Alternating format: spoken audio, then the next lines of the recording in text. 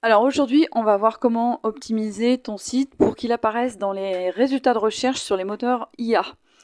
Donc on va analyser ton site en s'appuyant sur les 4 piliers que j'utilise habituellement, donc la technique, le contenu, la navigation et l'environnement autour du site.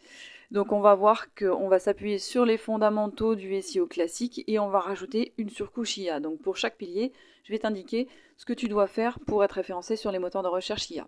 Donc c'est parti. Le pilier numéro 1, la technique. Donc en analyse classique SEO, on prend en compte la vitesse de ton site, la compatibilité sur smartphone, et puis on vérifie qu'il n'y ait pas d'erreur, pas de page d'erreur, et que les fichiers de configuration soient bien présents. Pour l'IA, on va rajouter ce qu'on appelle les données structurées. Alors là, il y a deux cas de figure. Soit ton site est hébergé sur une plateforme logicielle en ligne, comme par exemple Shopify, WordPress.com, Squarespace ou même Wix.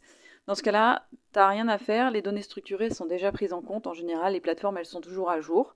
Par contre, si ton site est hébergé sur ton serveur personnel ou mutualisé avec WordPress ou avec PrestaShop ou un logiciel open source sur lequel il faut que tu fasses toi-même les mises à jour, dans ce cas-là, vérifie que tu as bien une extension qui prend en compte les données structurées qui vont permettre aux IA de parcourir ton site avec plus de finesse que ce qu'on proposait avant avec le SEO classique.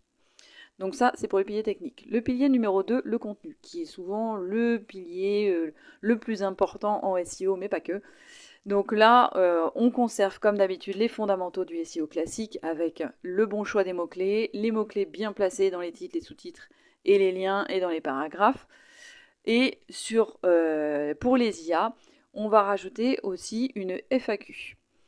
Donc, que tu aies un article de blog ou que tu aies une fiche produit si tu as un site e-commerce, tu rajoutes une FAQ à la fin de ton article qui va donc prendre en compte le langage naturel que les gens utilisent quand ils font des recherches sur les moteurs IA.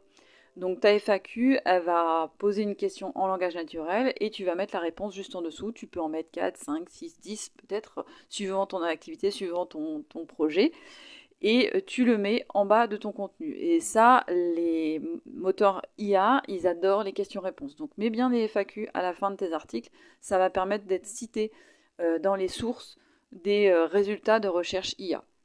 Le troisième pilier, c'est la navigation. Donc c'est un petit peu ma touche personnelle en SEO, mais je trouve ça très important de le prendre en compte quand on fait une analyse. Parce que la navigation, c'est la première chose que ton visiteur va voir quand il arrive sur ton site, c'est ton menu principal. Donc il faut que ce soit bien organisé et que ce soit clair et facile à comprendre. Ensuite, tu vas voir les liens entre les pages avec des boutons d'action qui sont visibles. Et puis, il faut que tes descriptions de liens soient bien mises en place. Donc ça, c'est du SEO classique, on le reprend pour les IA. Et ça, c'est le seul pilier où il n'y a pas vraiment de choses à faire en plus pour les IA. Donc applique bien déjà les règles de base pour la navigation et les IA vont aussi parcourir ton site correctement.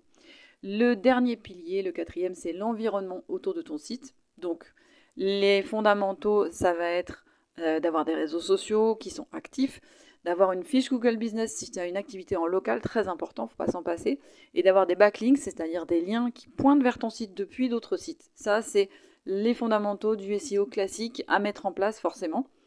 La petite couche IA supplémentaire, ce sont des liens qui vont provenir de plateformes.